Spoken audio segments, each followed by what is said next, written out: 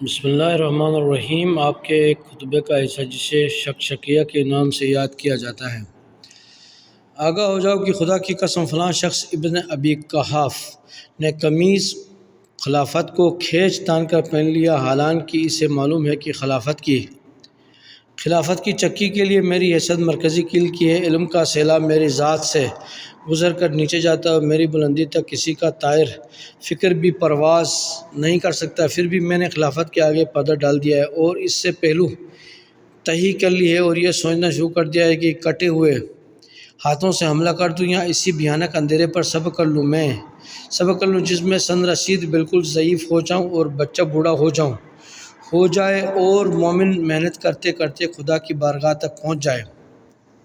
تو میں نے دیکھا کہ ان حالات میں صبر ہی قرین عقل ہے، تو میں نے اس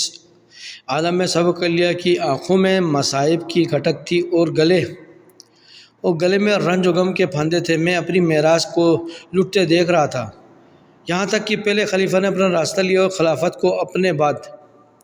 فلاں کے حوالے کر دیا۔ بقول عائشہ کہا، وہ دن جو گزرتا تھا میرا اونٹوں پر، کہاں یہ دن کہ میں حیان کے جوار میں ہوں۔ حیرت انگیز بات تو یہ ہے کہ وہ اپنی زندگی میں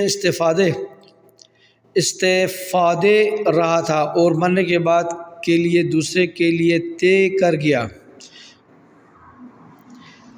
بے شک دونوں نے مل کر شدت سے اس کے تنوں کو